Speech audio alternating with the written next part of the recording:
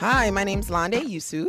And my name is Reggie Williams. And we're the co-founders of Black Film Space. Black Film Space is a grassroots organization dedicated to enhancing the skill sets of Black filmmakers and building a community of creatives. We host events such as screenwriting workshops, panels, mixers, and other events that are designed to support Black content creators.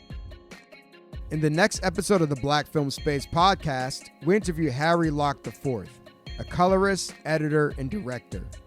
Harry has worked on Poisoning Paradise, The Mandela Effect, Tangerine, and many other TV shows and films. We talk with Harry about the workflow process of a colorist, using intuition to improve your skill set, communication tips with editors, and much more. And now, on to our interview. All right, Harry, thank you so much for joining us on the Black Film Space podcast. How are you today? I'm doing good. I'm grateful for being here. Thanks for having me. Of course. Really excited. We've been wanting to talk to a colorist for a long time. I don't know if there's just not a lot of Black colorists out there. I have yet to run into another, African-American Black colorist. Really? I've not run into a single one in probably the 6 years that I've been doing this. I would say professionally. I've been doing color work for a long time, but, actually being in LA, working in post houses, working on projects, I have not run into another Black colorist. And it's kind of funny because I feel like when you run into other African Americans in post-production, there's always kind of like that, hey, there's more of us out here. We're always kind of like happy to see each other or meet, other folks in the industry, but I've yet to actually run into one that's another colorist. Why do you think that is? I don't know. There's a whole conversation, right, about behind the camera in general, not being diversified enough. We're now pushing for a lot more inclusivity in front of camera, in directorial roles. And there's still a lot of lack of diversity happening behind the scenes. I went to USC. They show like all the alumni and they show all the famous cinematographers and editors and, directors that have come out of the school. And I remember being with, a group of my Black friends that were in the program, and we were saying, you notice how they all kind of look the same. Mm-hmm. They were all like these very old, white men. There wasn't a lot of, us behind the scenes in these jobs. And I feel like that's just now starting to change. We're just starting to now get more people of color behind the scenes, where hopefully if we have this conversation again another 5-6 years from now, I can tell you, I can rattle off several names. It's interesting. I went to film school. I went for writing for film and television, but they had us take other film classes like, directing and editing. Right. And I really enjoyed editing. I didn't really know what a colorist was until after I graduated. And I went to a pretty good film school. Right. So I don't know if other people just generally don't know what a colorist is and how important it is to finishing and making your movie really pop and stand out. You want to elaborate more on that? I think you actually, you bring up a good point. So color correction is the last line of making the picture look its best. Usually what ends up happening, especially with the way cameras are designed now, if you're shooting on your Arri Alexas, your Red cameras, your Canons, they're shooting an image style that's called flat or log. And the image that usually comes off those cameras looks very gray, very desaturated, and, for lack of sophistication, just not pretty. It's a very technical image. And what the camera is doing is it's capturing all this digital data, this dynamic range, so that when a director and a DP and the post-production team of the film brings that footage in for color correction, it gives us a whole plate of options to play with the color. Doing color work, it's actually a very narrative form of work. Sometimes we just see, the color correction looks great, it's very saturated, it's very poppy, but often when we're doing narrative film, the color is actually trying to help tell the same story that the writing and the director and all the intent that was going into creating that image, the color is there to help. So if you've got a gritty, dark story and you want to push those gritty tones, then I'm taking that gray, flat log image and I'm maybe keeping it dark, and I'm maybe pushing more blues, more, gray, blue, green tones to kind of keep it moody. Or if it's a romantic film and you want it warm and you want it rich and saturated in color, then I am pushing more warmth, more color, more vibrancy into it to kind of help bring that upbeat, poppy feeling. And you're basically just telling the story through color. I went to USC under the guise of, I wanted to study being a writer director, and that was it. That's all I had interest in doing when I got to the program. And, one of the professors told me, it was like, everybody wants to be a writer director. That's, that, and hopefully you all get there. But the truth is when you graduate and you work and you get into the industry, your first job most likely is not going to be writing and directing. And you're going to need to find a way to pay your bills. You're going to need to find a way to put food on your plate. And, I started doing film work back in high school, playing with, and as I was shooting these films, I would do what I didn't know at the time was color correction. And to me, it was just a fun thing. I was just bringing up saturation, boosting colors, making the image look rich. And it wasn't until I got out to LA, I'm from Chicago originally, that I was like, oh, wow, people get paid to do this? Like, this is a job? The stuff that I learned from color correction was not specifically things that I learned in film school. There wasn't really a color correction class when I first started at USC. Funny enough, by the time I got to my last year, they had started a color correction course. And I was one of the only few students who was kind of knowledgeable about it in the program. So I ended up becoming the teacher's assistant for the first year instructor that they had there. Teaching DaVinci Resolve. At the time, that was like a brand new curriculum that they were even bringing at, a top film school like USC. Like you said, you went to a great film school, and I feel like film schools don't put enough focus in equipping students with making money when they first get out. And I hate to say that making money thing because film is an art, but you have to make a living. You have to pay the bills and you have to survive. And I saw that color correction for me was something I enjoyed doing. And it was something that I was, able to build up enough clients, enough, respect with different people to keep bringing me work. And I was like, I can actually make a living doing this. And I'm happy doing it. It's a fun process, and you get to work on a lot of great projects. You get to meet a lot of great filmmakers, and you're still in the business, and you're a very important, critical role to the process of the film. So, Harry, can you talk about how your experience in post kind of helped your transition into directing? I feel like it kind of worked, the other way around, because originally when I was starting in high school and then I did my undergrad at Ohio State, I got fortunate to get hired to shoot commercials for Nike during my undergrad. And at the time, it was like I didn't have the budget or the resources to go hire a team. But what I had being a college student or a high school student at the time was I had the time to go teach myself how to edit, teach myself how to, color, teach myself how to do sound design, to kind of be a one-man crew and getting these productions together.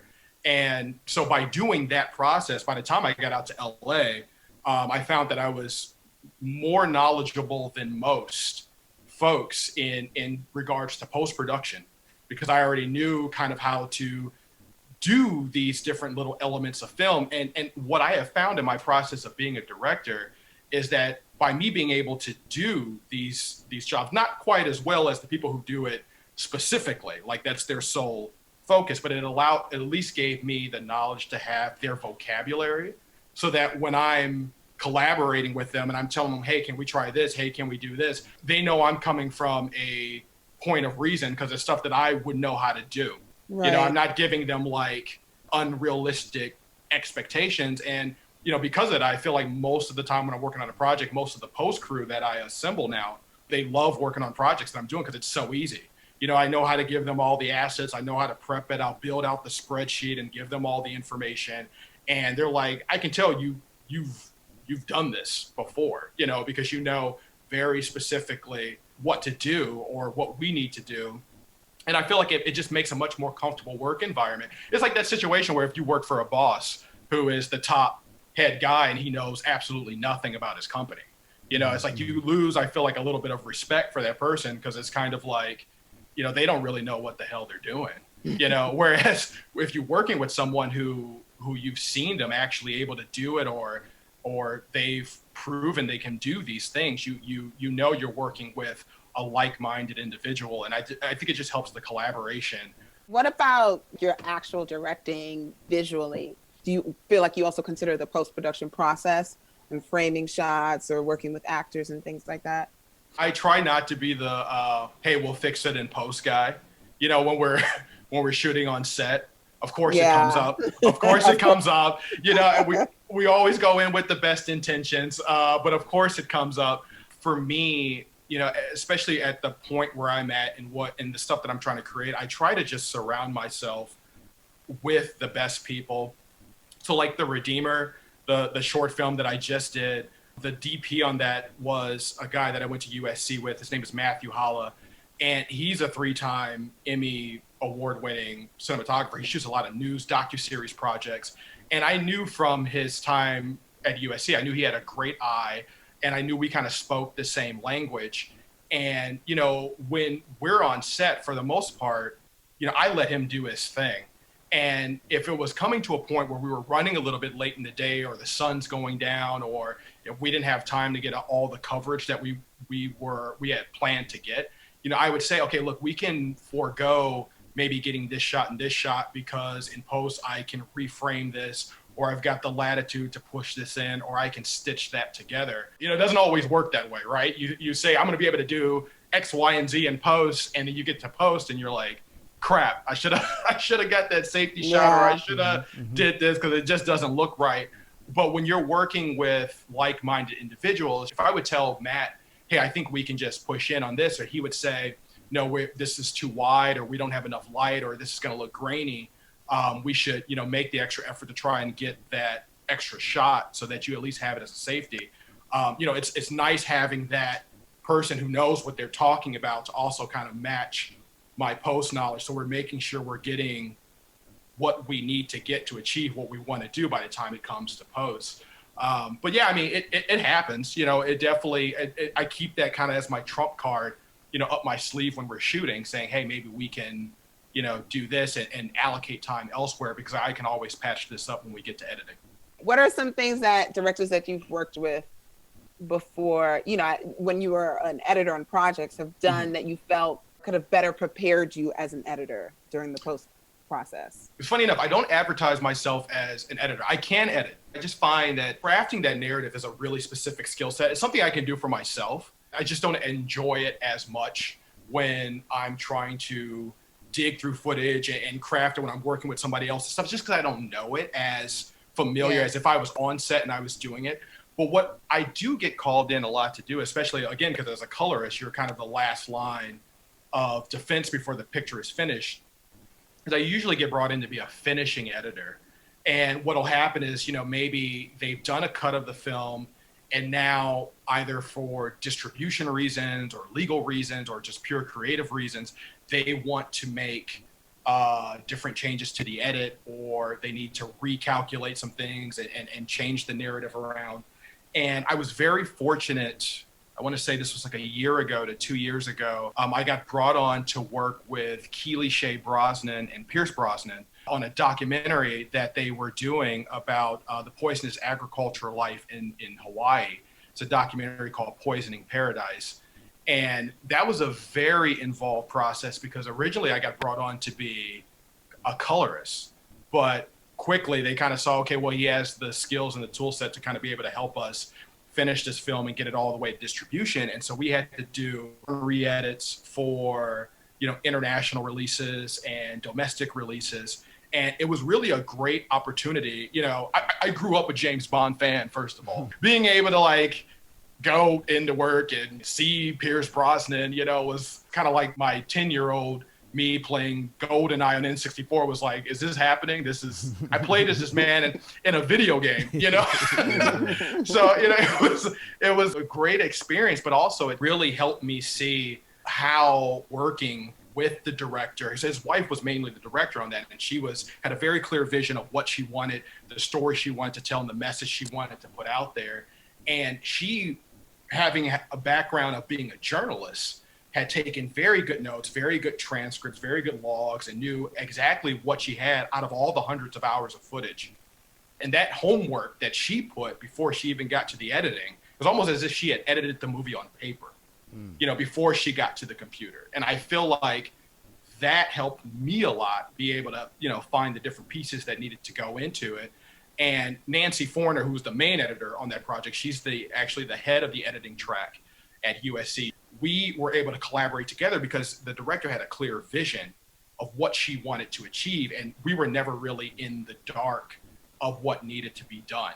That communication was just much easier. Again, if you know how to tell the story and you know how to speak the language of the people you're working with, it makes things a lot easier to do than you're kind of just, hey, let's just spitball and let's just play around, because then you end up wasting people's time and you may get a product that you're not happy with and you're not quite sure how to fix it. So working with them kind of really reiterated the fact of knowing the vocabulary, knowing what story you're trying to tell, doing your homework before you even get to the computer, to be able to competently craft your story, make your movie, and the editing and everything else will fall in line from that process. What does an online editor do? The online editor, also sometimes called a conform artist, depending on how bougie you kind of want to get with the title. Some people really only like going by conform artist. Basically, what they are doing is they're taking the original edit that the editor has completed, which is called the offline edit. And it's called the offline edit because the editor, again, usually when these people are shooting with these big, massive cameras, they're shooting at a really high resolution, 4K, 6K, 8K. Blackmagic just came out with the 12K camera. These are really big resolution size media formats that are usually really tough for the editor's machine to digest when they're bringing in, hundreds of clips, hundreds of dailies to put the story together.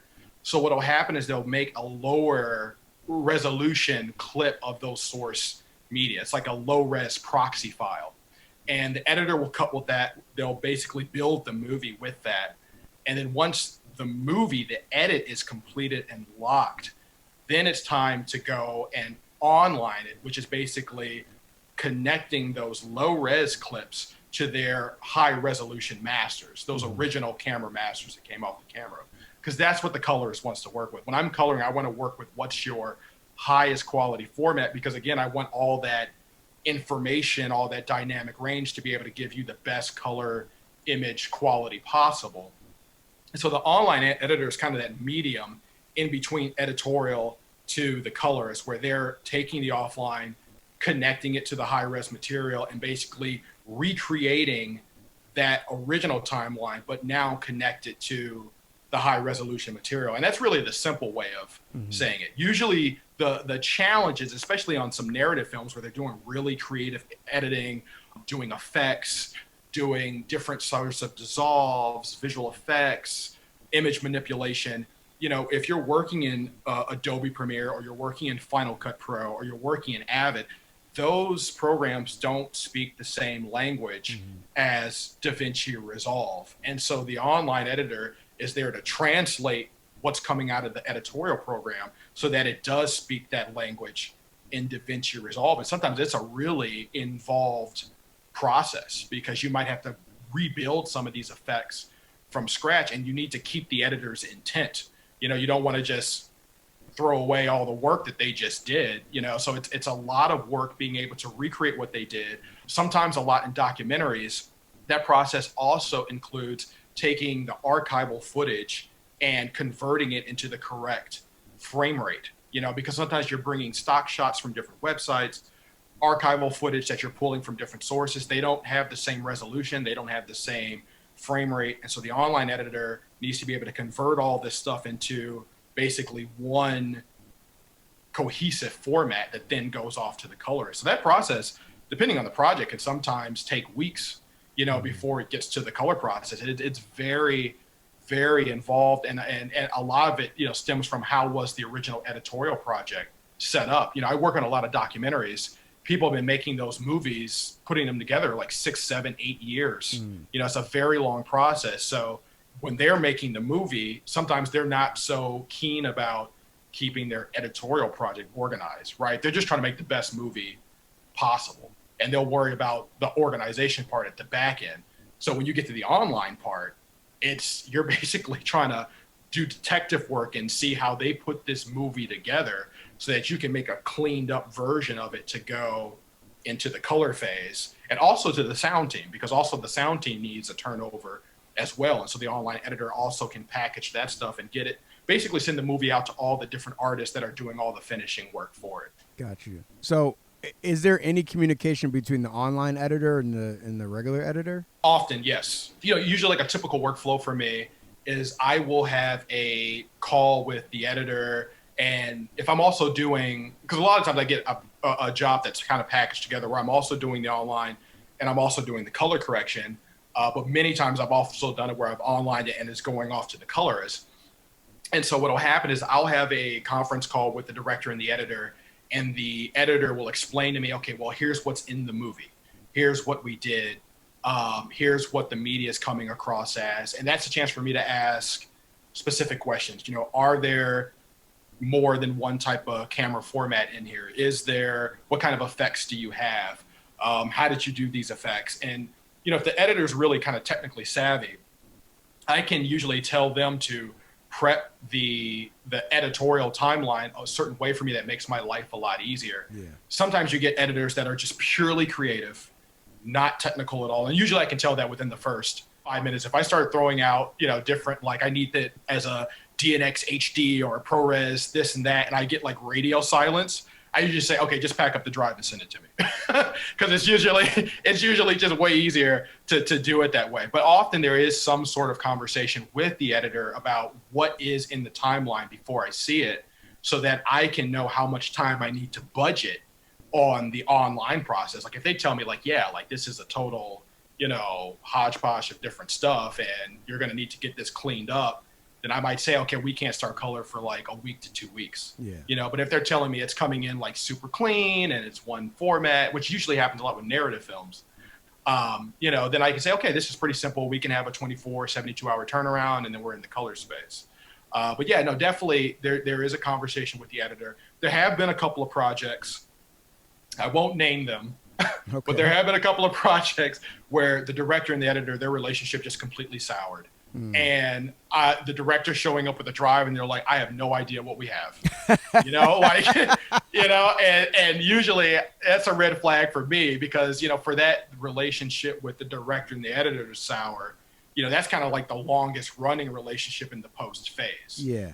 So usually if it's at that point, I kind of know to prepare myself, what I'm getting into. But often it's like most people, when they get to the online color phase, they enjoy that phase the most, because you're basically just making the movie look beautiful. Mm-hmm. They've been living with this gray, drab, every shot looks different type cut for so long. And then when they get into the color phase, they'll start saying, oh, now my vision is, now I see it. Now I see the movie that I hoped that I have, was lying under the layers here. So usually the online, the color phase, directors start getting a lot more happier. But I have been in situations where, basically I had to open it up and figure out everything. Wow. Because the editor had basically said, don't call me, lose my number, don't even put me in the credits. Yeah, it's gotten, I've had some, I usually say like, they just show up at my office just with a note, it's like almost like an abandoned baby or something. It's like, here's the box of drives, good luck. Wow. And it's like, wow, okay. All right, let me prepare myself. I have experienced disagreement with editors. Right. I want to know what a director or a producer can do, whoever's bringing on the editor, to minimize the chances of editors just being like, I want to leave. What type of conversations need to happen? One of the biggest facilitators for communication breakdown is often just rely on indecision.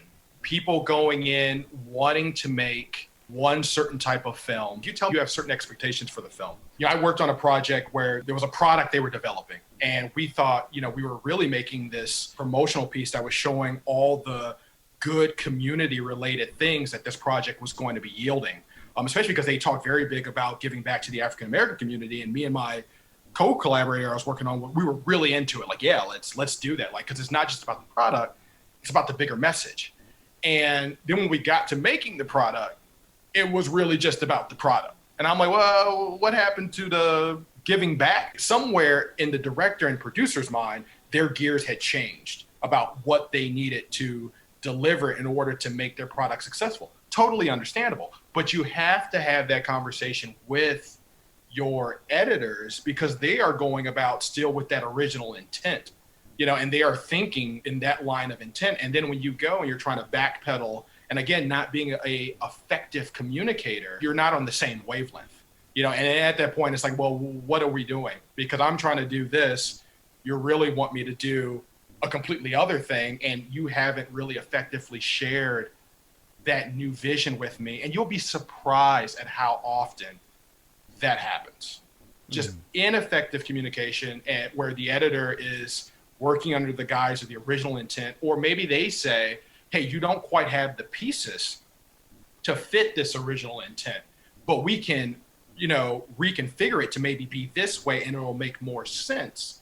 And the director and the producer just don't want to hear it. They're either very fastened to what they had set out to make, or again, they're not communicating to the editor what pivot needed to happen in order for them to all be on the same wavelength. It all kind of comes down to communication breakdown. And that falls on the producer and the director, is what you're saying. I would say usually, because a good producer and a good director will be keen to keep their team on the agenda, saying, okay, here's what's working. Like the product has changed, intent or the mission of the product has changed. Here's the change we need to make, and here's why the change needs to happen. Now, of course, there are situations where you may be working with an editor who's just not feeling it or just not flexible and they don't want to change. I mean, it can go both ways. It really depends on the person. I've seen projects where the director was young. The director was maybe an inexperienced director. This was maybe their first feature or, their first shorter, their first big serious project. And often when, you're doing your first big project, you want to kind of surround yourself with people who know what they're doing, so that you can kind of rely on their knowledge a little bit. And hopefully you're surrounding yourself with people who not only have knowledge, but are willing to help you learn and willing to help listen to your vision to help try to replicate that. But sometimes you get people, like you might get an editor who's very experienced and they very quickly pick up, okay, the director doesn't really know what they want. And they kind of de facto make themselves the director. Mm-hmm. And now they're running in with their vision and not listening to the director as much. Mm-hmm. And so now you've got a problem where you've got a runaway editor, a director who feels like they're not being listened to.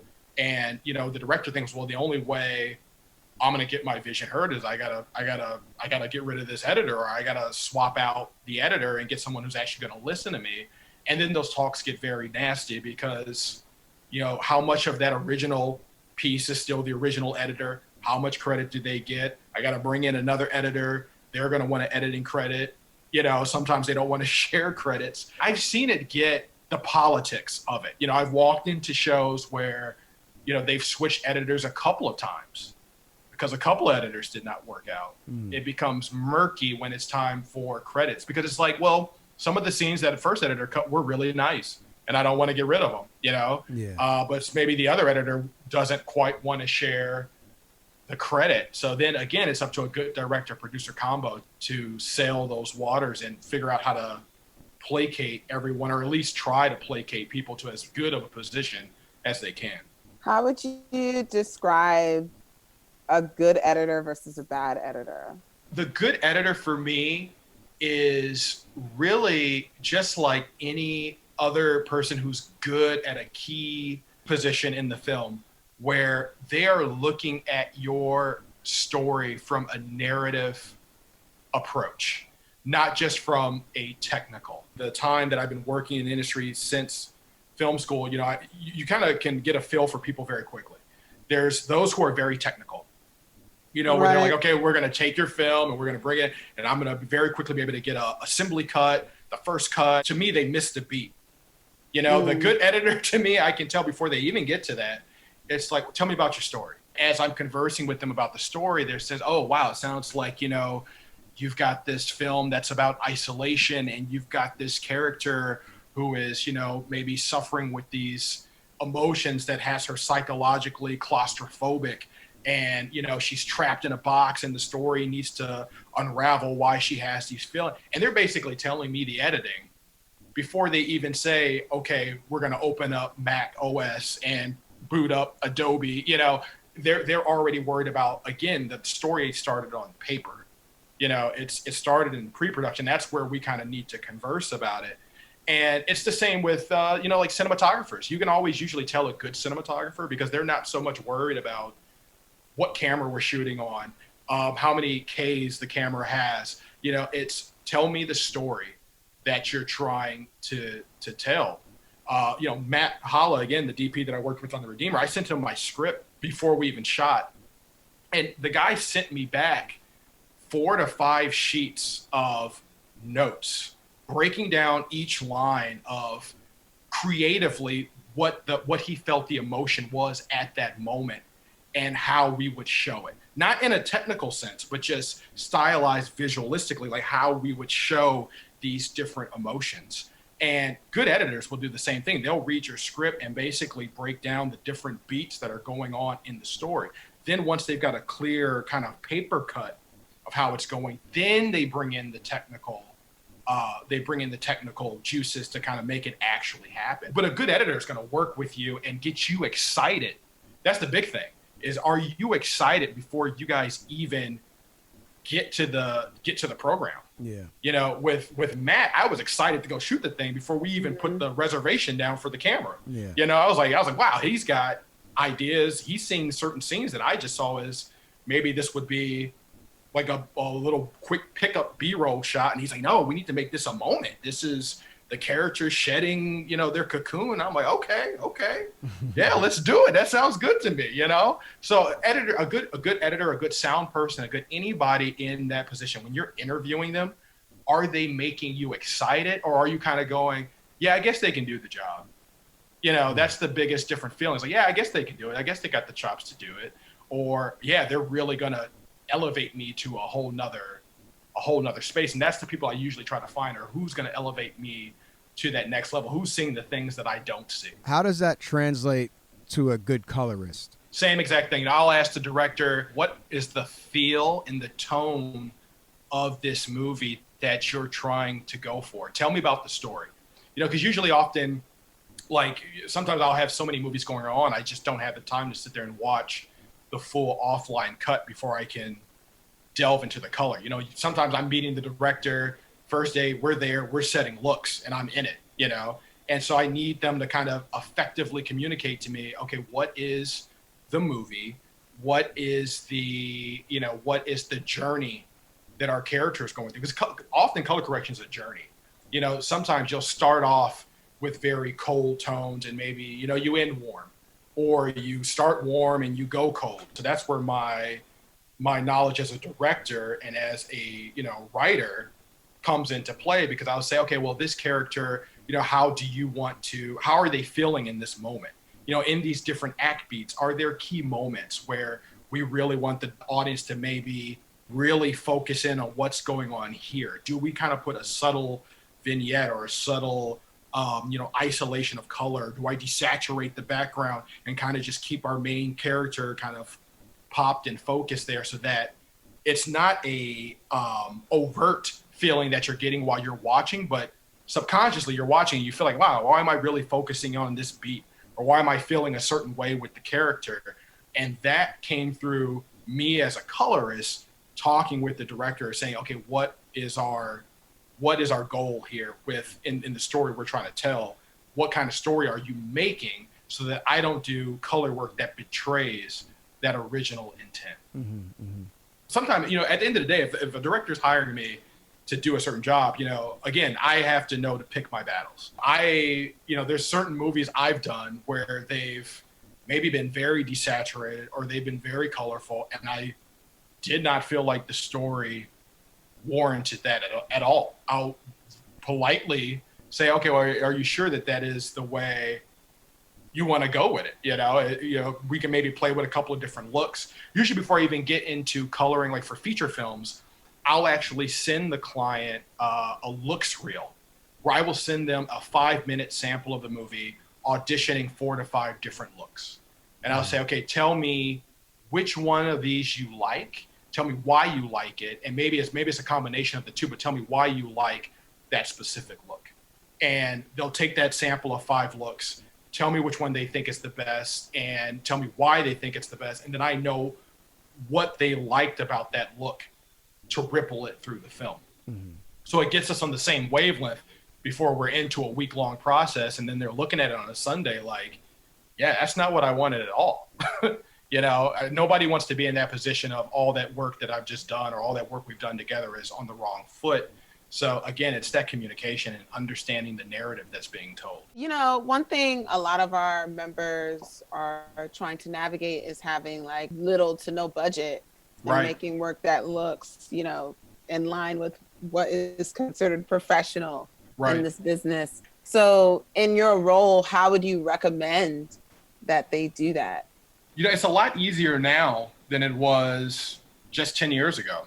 The prices of technology, the prices of the kind of that entry ticket fee, right, to get into creating content has dropped significantly. Now we have iPhones that shoot better than $5,000 to $6,000 cameras that were on the market 10 years ago. You know, the game has completely changed, and now there's a ton of people out there from all ages, you know, creating content.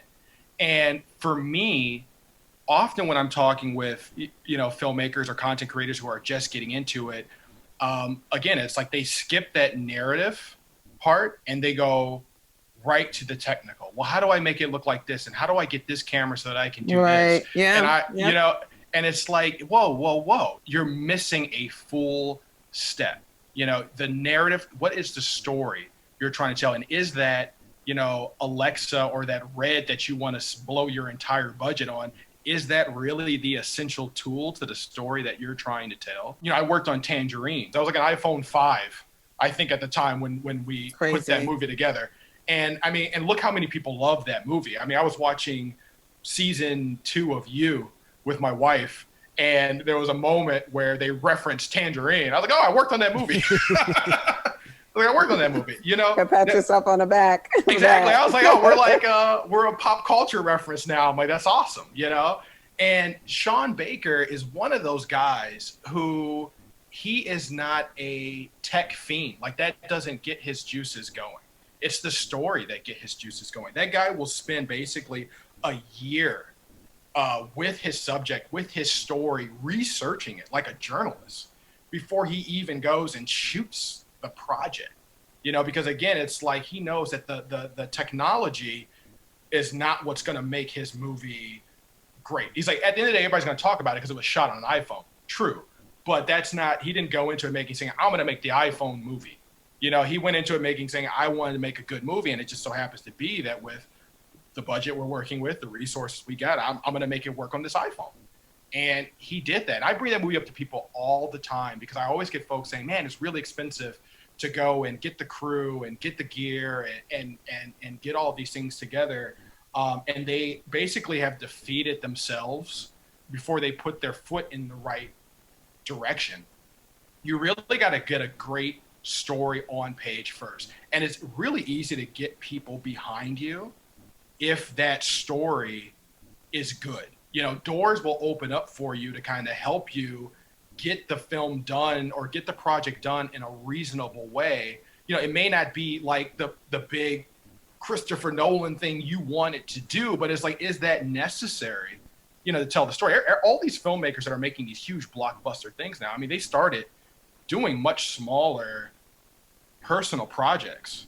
You know, they started with the same limitations that we have, and they made it work with little to no budget. And there's a lot of resources now. There's a lot of film collectives. There's a lot of groups online you can go to and connect with people to get your projects made. And it's kind of like a you scratch my back, I scratch yours. You kind of build your collective together where it's like, okay, they're going to help you on your project. You're going to help them on their project. And you're building, you know, that network. You're building that group. That was the biggest reason for me going to film school. It wasn't to learn how to make a movie. Yeah. It was to meet people so that when I graduated from there, I had my group of friends that we could kind of rely on each other, and we could help each other out on our projects. And, we knew we were collectively moving up the chain together. It wasn't about making the paycheck right then and there. It's like, okay, we're in this for the long run. We want to see each other help each other succeed. And, we're willing to make those sacrifices for friends. And young filmmakers really don't have an excuse because, when I started in high school, nobody had money. We were all just running around with no permits, shooting the stuff because it was cool. We were having fun doing it. And I think we were shooting this stuff on like an old mini DV camera that has like these huge 4 dead pixels in the middle of the thing. Yeah. Canon GL1. We were running around just shooting this thing. God. I remember South Side suburbs of Chicago. We had no permits. We were just running around shooting these things, and people would just show up because when you're a teen or you're a kid, everybody wants to be in the movie business. Everybody wants to be an actor. You kind of use that energy, to start creating. Because at that point, no one is really worried about paying bills. You know what I mean? It's just like we're just going out there, we're having fun, we're gonna put a movie together. And we all had these like sky high dreams, like, oh man, we're gonna finish this movie. It's gonna be in theaters, and of course, like none of that happened. I watch these movies now. I'm like, God, this is so bad. It's so bad. I mean, we were like 16, 17 playing like the grizzled 40-year-old hitman. I'm like, yo, what are we doing? But it's that's how you learn. Yeah. And that's how you start getting things made. I mean, making those little movies actually got us notified by the local newspaper because people are always asking, who are these kids running around shooting these movies? And the newspaper did a profile on us. The Chicago Tribune saw that profile. They did a profile on us. And then we were in the biggest paper in Chicago. Just all these movies we were making off mini DV. Nice. And then I learned how to burn those to a DVD disc. And we did a screening at the school. We were selling the DVD discs, mailing those out, making a little bit money back. And I think we maybe put a couple of $100 in from doing summer jobs and made a small profit, in the end of it. It was all by like not being bogged down at the beginning of the entry paying ticket fee. You want to try and stay connected to that energy when you first started. Because when you first started doing it was very exciting. And you were just glued to doing it because you had a passion for it. And then as you're doing it for years and years and years and years and years, it becomes more kind of routine. It becomes more job-like. And for me, when I'm creating stuff, I'm trying to find that energy that I had when I first started because it was so raw and you didn't know you were doing things wrong. You were just doing you. You were just doing your vision. And it's not until you're in it and you see how everybody else is doing it that you feel like, oh, okay, I was doing this wrong or I need to do it this way because this is the way the industry does it. And that's how I feel a lot how people lose their voice. I saw people come into film school with very distinct, unique ways of shooting things. And then you get there and the teacher's like, no, this is wrong. You need to follow the 180 rule. You need to do coverage like this, this, and this. And that's why everything looks the same. Now in the Instagram age, you got people who aren't going to film school. They're just, going out, shooting cool stuff, editing it together, putting it out there. And everybody's like, oh, this is fresh. This is cool. And they probably weren't going out thinking, oh yeah, I'm going to change the game and edit it this way. They were just doing them, not worrying about the budget, not worrying about big cameras, big production look. Just, I want to put something out there that's cool, that's fresh, that speaks my vision, and let's see what happens. Yeah. Mm-hmm. And, it's just, for me now, having been in the industry for almost over 10 years, I'm trying to find how I was in 2006, when I'm running around with my homeboys and we're just shooting without a care in the world and trying to find that unique voice that I had and hold on to it and not get caught down with what the industry standard says I should be doing. So how much does like a seasoned colorist know about color theory? And how does one improve upon that skill set? So I'm going to be honest with you. I know very little. I know very little color theory. I mean, we studied it a little bit in USC. For some folks, there's an aesthetic that naturally kind of comes and just feels right. And a lot of my colleagues found when I was doing, because they would ask me to do color on their project, and they would ask me, oh, why did you pick this color combination? Why did you pick this? Did you read this somewhere there and there? And I'm just looking at them like, it just looked good to me. I don't know. It just looked cool. It just felt right. And For me, it's like when I'm doing color work, again, I try, not even just color work, but any sort of creative work, I try to remove the science out of it, because I feel like then you get too mechanical, and when you get too mechanical, often it gets boring and you get burned out. For me, I'm trying to find that organic combination. If I'm not thinking about what the book says, or if I'm not thinking what the theory says, then I'm more inclined to play. Yeah. Whereas I could just be with the director, well, no, those color combinations don't work because here's the reason why. There are a certain handful of sets of things you kind of learn as you're working with the footage that people really like, or you learn why a certain look is popular.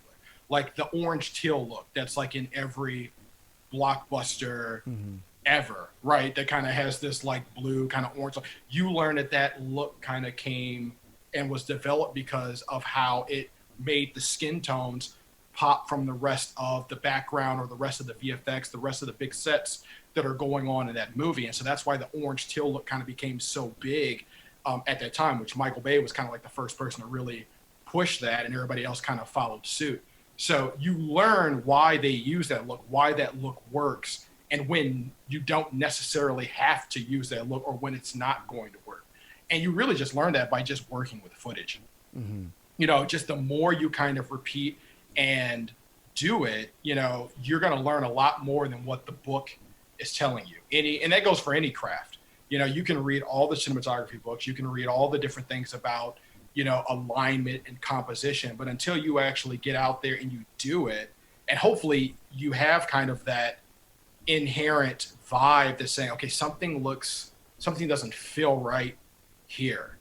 What is it? To help kind of influence your decision making. There's a class at USC. They changed the numbers around, but the instructor, he's a guy named Bruce Block, and his class basically breaks down aesthetic, and it's almost like a way of actually teaching aesthetic, like teaching why certain things look good and why certain things don't look good. So you realize that if things are stacked a certain way, or if the colors are a certain way, why they work, why they don't, why they separate, why they pop, sometimes why things feel flat, they don't feel dynamic.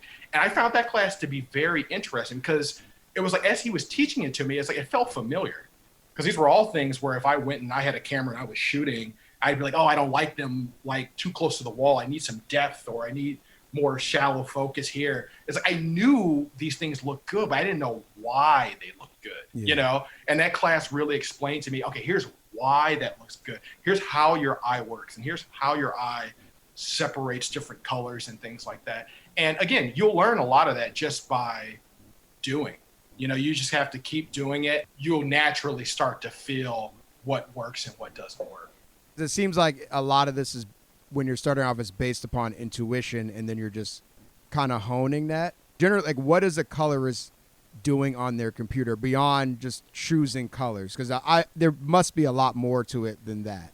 When you get to the image, and like I said, if the image is flat or log, there's not like a button that I hit and it's like color. Usually what ends up happening is, I've got a color panel, which is this huge console that has all these different knobs, wheels and balls on them. If someone's interested and they want to Google like DaVinci Resolve panel, they'll see these panels come in different sizes. They've got 100 different things going on them. And what they control is light, luminance, brightness, contrast, the shadows, the white levels, the midtones. All those things are just dealing with brightness and depth. And that's before you get to things like saturation and the color wheels themselves that help you actually pull an image in a certain direction. So usually what ends up happening is, I'll get a show, or a movie, a narrative feature film, maybe usually typically has like 1,000 to 1,200 shots in it. And basically I have a flat image, and I go through, and the first thing I do is I start, I'll talk with the director. Okay, do we want this to be kind of cool, or do we want this to be kind of warm? And, if they tell me I want a cool, gritty tone, well, first I have to darken the image because maybe it's too bright. So I darken it, I bring it down, I'm kind of playing with the midtones to kind of bring out color and skin. Different type of skin types obviously need different sorts of treatment to affect them. So I'm doing all that work, and then I start bringing in the color. I start bringing in saturation, maybe not too much because we want to kind of keep it gritty. I mean, it's a whole process that goes into playing with the light and luminance, then playing with the color to kind of get the image you want. And then you go into very specific things. Maybe I have to do beauty work, on an actress. Maybe they've got some bad skin, or maybe they've got acne marks that the director wants to kind of help mask. Mm-hmm. And I have to go in and I have to do what's called a power window, which is basically me tracking. I draw like a shape, blur it, shift it over a little bit so you don't see those, kind of beautifying the skin. And then I have to track the windows. And depending on how complex the shot is, that could be me manually tracking it or letting the computer do it. But it's a whole intensive process that then needs to be replicated. So once we basically set that look on that shot, that needs to be cohesive. So when I get to the next shot, that could maybe have been a different take where the DP adjusted the aperture or moved a light. And now I try and copy that setting and it looks completely different because on set something has changed. So now I need to manually get that shot to match the shot that was previous to it. And that's rinse and repeat for like 1,000 shots. Wow. Doing the same color process, but then making sure that all those basically look like one cohesive kind of scene or all cohesive, a part of the same film. And each shot sometimes has to get different treatment from what's happening from the next previous one, just because of things changed on set. And documentary can be trickier because sometimes you'll get it where the crew went and shot the interviews with like a modern camera, but the bulk of the movie is being told through older footage. I would love to talk about the skin tone topic because I know that always comes up, whether it's lighting, post, directing, or whatever. Did you ever notice that, maybe those tools that you've had in the past made it a little bit more challenging to do correction on darker skins, or has it been fine? The thing is, the tools have been there. It's just the issue is, with a lot of other colorists, I don't think it's anything that's malicious. I don't think this was done with intent. Mm-hmm. But I feel like there's sometimes just not a lot of care given to brown skin tones. When brown skin tones are done on film correctly, it's beautiful and they look fantastic. There's a film that's on Netflix. I'm going to plug a buddy of mine's project. It's called Lara and the Beat. Just came on Netflix today. They shot this movie in Nigeria. Oh. And it's kind of, it's Nigerian Sex in the City. All Nigerian cast. The director, his name is Tosin Coker. And the producer is Timmy Coker, who I went to USC with. And we actually produced a documentary together called Deeper Than Black, which is directed by Sean Otto, who's a great friend of mine. And he's a Ghanaian American filmmaker. And, this movie, if you go check it out on Netflix, beautiful film. Right? Very rich, saturated colors. That's how they shot it. And that's how we wanted to preserve it. And, I knew what I love about this film, right? It shows the beauty of the city, right? It's like, Africa's not just the jungle, right? We're not just like, it's not just the village, right? We have some of the most advanced looking cities over there. And, this film shows that. And then you've got all these beautiful colors that are going, not just for like wardrobe and production design, but the skin tones, all these different shades of brown that are going on. And it's not difficult to make brown look great on film, which is why it's very surprising to me when I see certain films and I'm like, wow, why'd they make him look so dark? All his distinguished features are just not there, but you can tell that they maybe put a lot more effort, into making a fairer shade person look good, or going through doing all those beauty type work things. And a lot of that comes down to, again, the man or woman at top, the director, producer, making sure that all their talent is looking the best during that process. If I go through and I'm doing color correction and I'm doing work, especially on, minority skin tones, it is key. It is key that they look their absolute best. There's a film I just finished called The Girl Who Left Home. Is actually about a Filipino family, and also browner skin tones that are going on in that.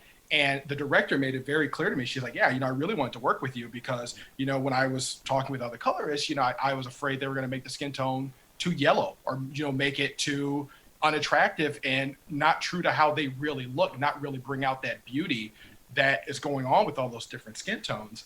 And that's always key in my mind when I'm doing a look is how does the skin look? I make sure that is looking good before I even get too crazy into any sort of creative decisions. The two biggest things for me are how does the skin tone look and how well can you see the talent's eyes?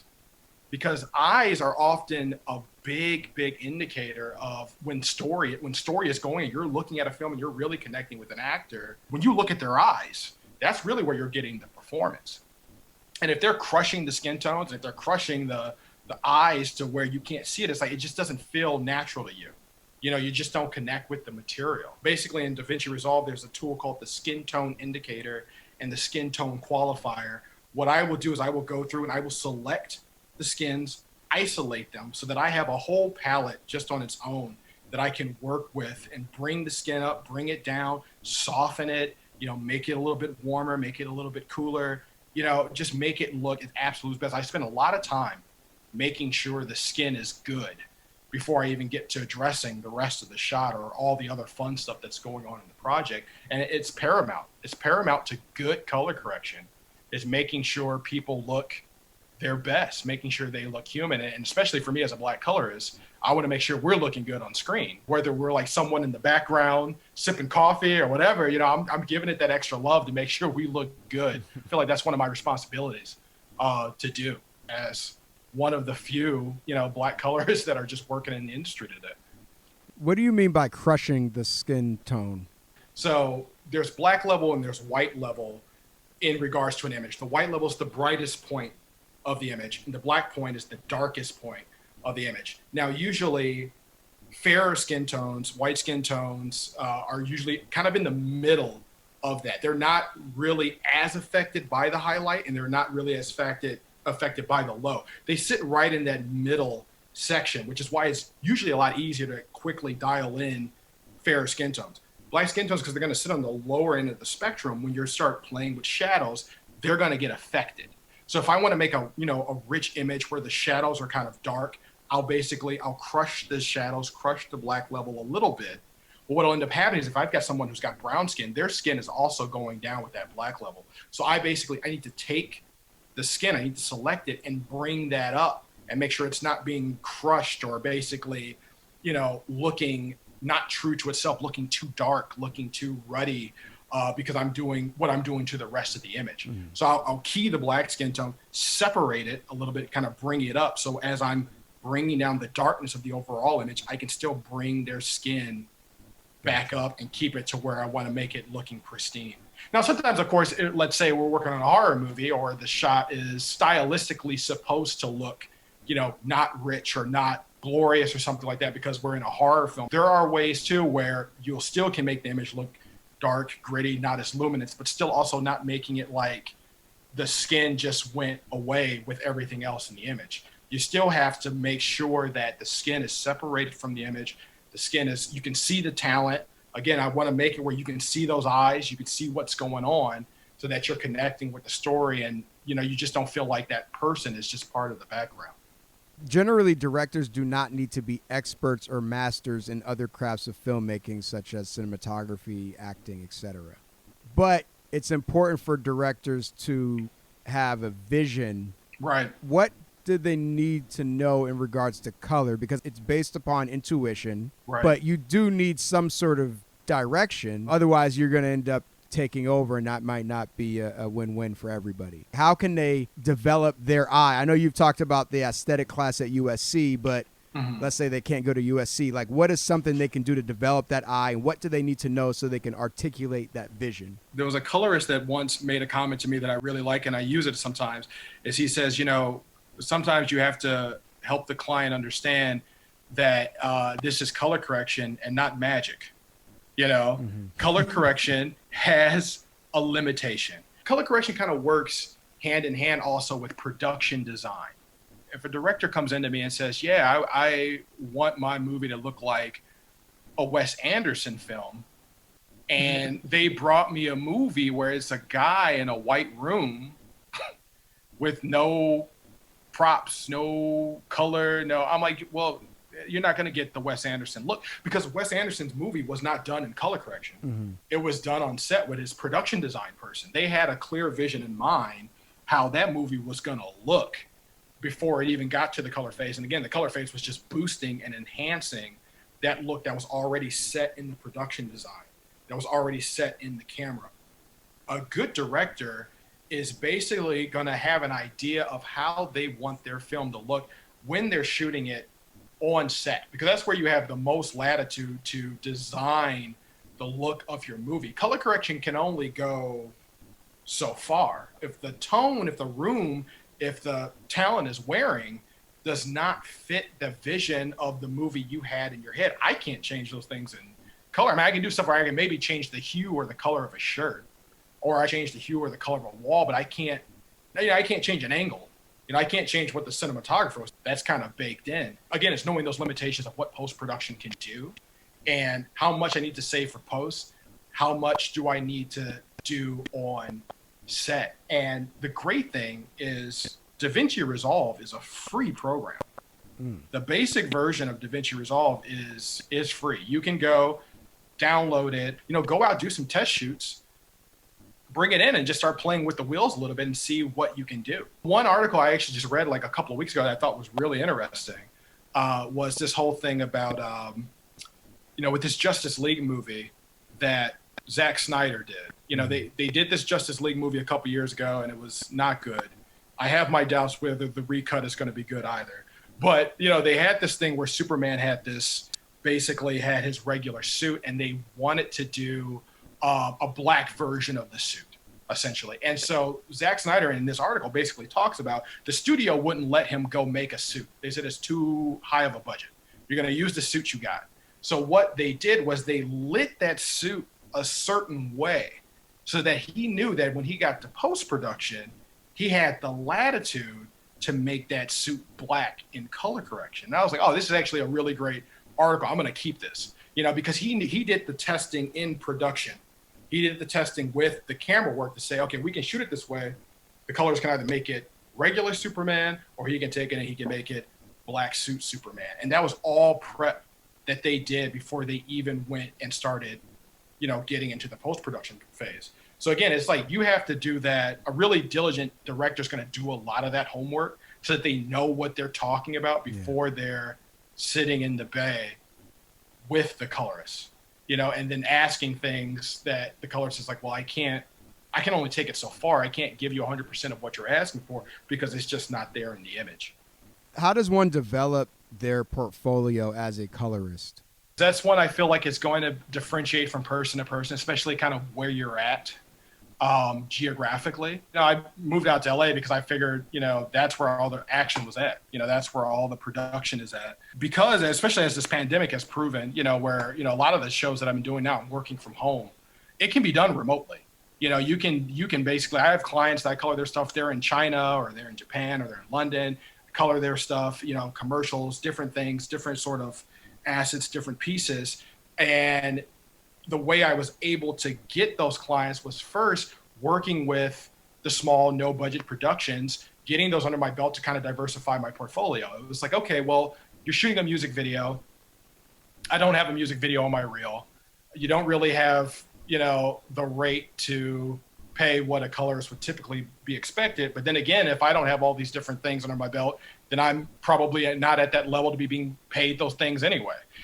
So there were filmmakers that I was working with that I would take on their stuff at that time, maybe for a low rate, just so I could start diversifying my portfolio. Like I would do the commercials here, I would get a car commercial here, or I would get a music video here, or I would get a short film here, and just try to diversify the different types of films that I had put my touch on, so that when I went and built my reel out, people could see, okay, cool, he can do horror. Cool, he's done romance. Cool, he's done beauty commercial work. And I started on the low end of that, doing the cheap kind of commercials you would see on like the infomercial type thing, but treating them as if they were the big deal. You want to treat every client, no matter how small the budget, as if they are that top budget client. Yeah. If you're going to take their job on and you're agreeing to that rate, you can't then balk later when they're asking for these, different thing. I still have to treat them like they are that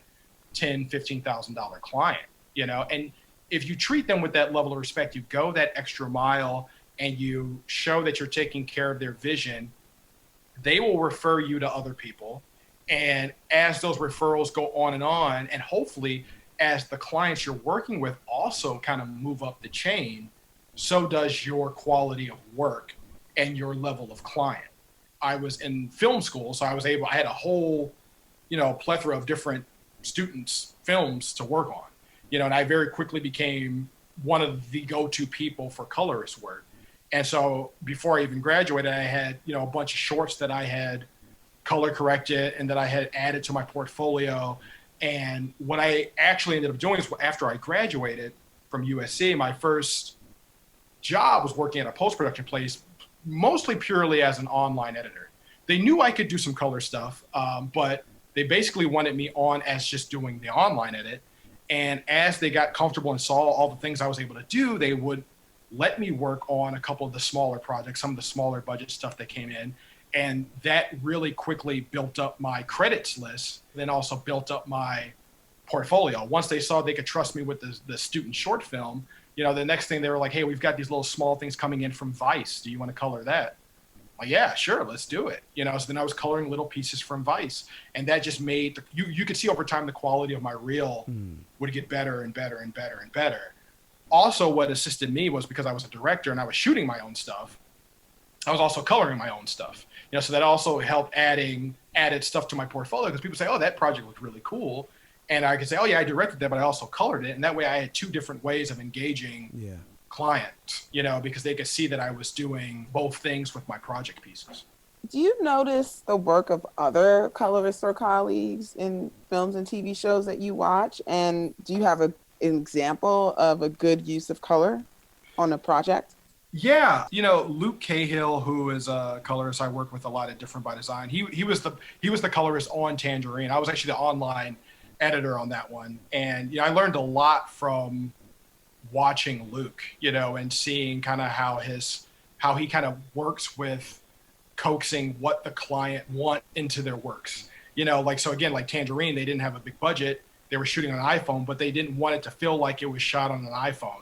So they went and gave it a very hyper realized, stylized look to kind of separate it from the rest of the competition, or rest of the films that were out there. And I thought that was really kind of maximizing the most out of a really low end tech item to really make the film stand out. Because people talk about the color of Tangerine and how that movie looks, and that wasn't shot on a big camera. That was, again, the colorist and the director having a clear vision of how they wanted to take that film and to really make it stand out and make it separated from everything else that's going on.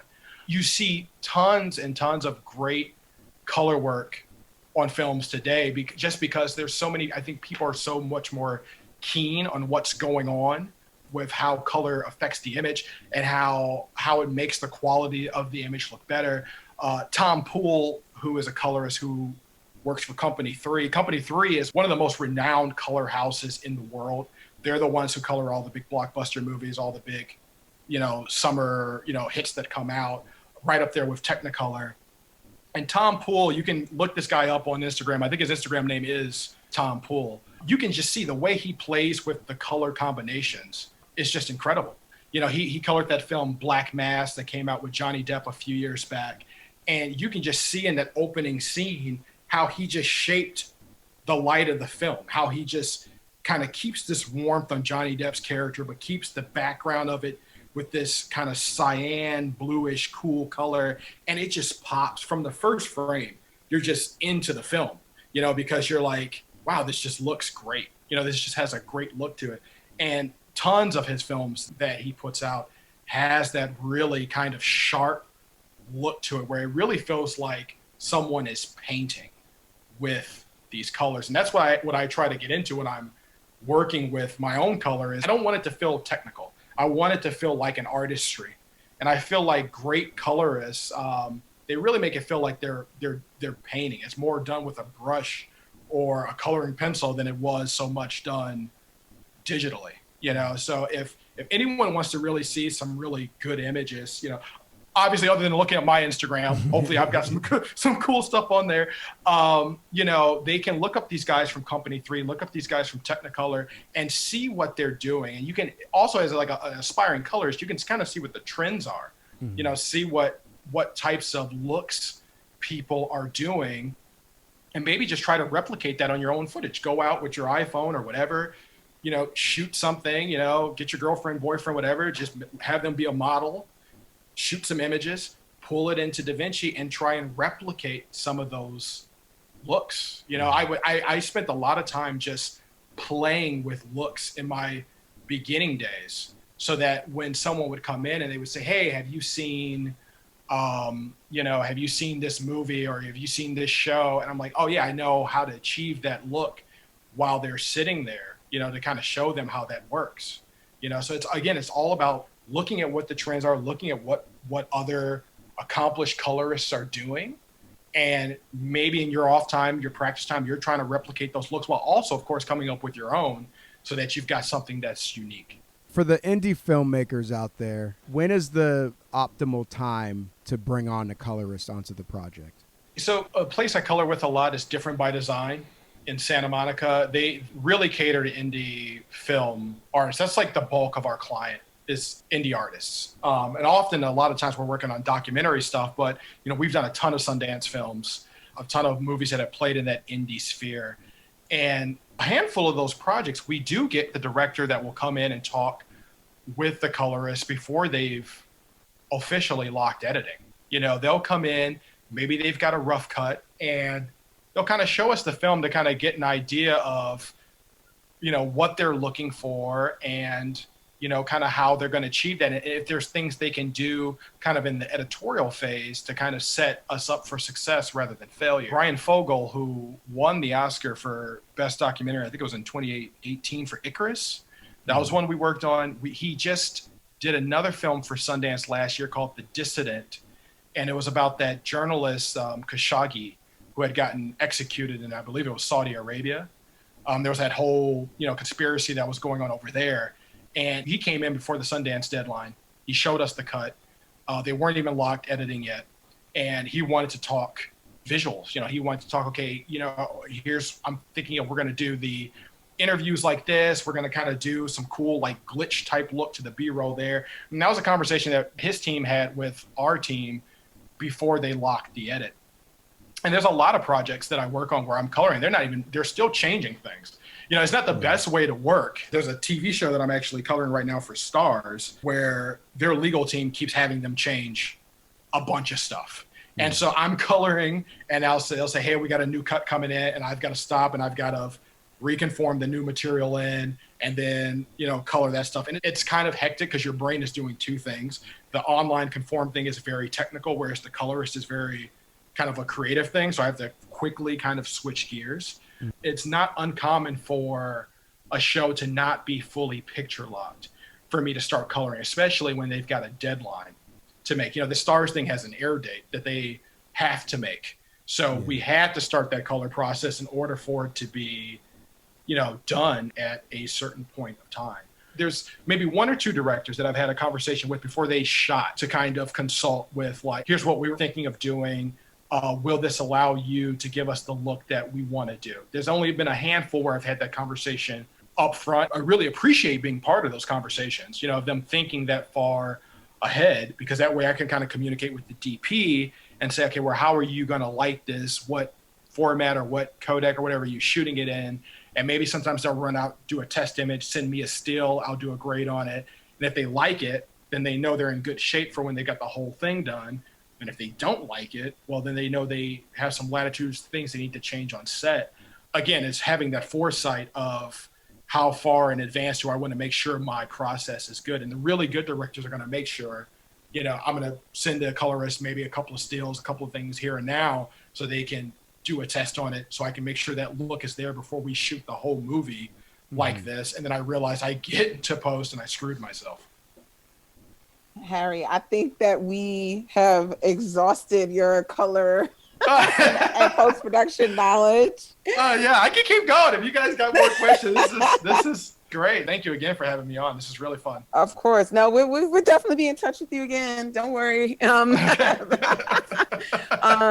Before we officially wrap up, how can folks get in touch with you or reach out to you? Just ask questions about all post-production in general. Sure. So my Instagram is SoCal_Hal. Instagram. Also, I have a website, HarryLocke4.com. Also has a inquiry page where they can send me stuff. And you can also pull me up on Facebook. Same name, Harry Locke the IV, Roman numeral 4. And, shoot me a message. Say hey, and what project you've got going on, what questions you've got going on. And, I'm a little bit swamped right now with projects. So I may be slow getting back, but I promise I will respond. And, I just love meeting new filmmakers. I love talking with up-and-coming filmmakers, too, who are, just looking to get into their first foray. Because, again, I love that energy of when it's all new to you and when you didn't know what color correction was and when you didn't know what the rules were. Because I feel like that's where you're at your most artistic, raw, and you're really creating your voice. So if I can help somebody else create, craft, or boost theirs, I'm all here for it. Awesome. Thank you so much, Harry. Thanks for listening to the Black Film Space podcast. This episode was co-executive produced by Gabrielle Charles and Sino Gibson and was edited by Courtney Lett. If you're interested in being part of our community and attending events, please visit us at blackfilmspace.com and follow us on Facebook, Instagram, and Twitter at Black Film Space. Subscribe to our email list and podcast. All right, see you soon.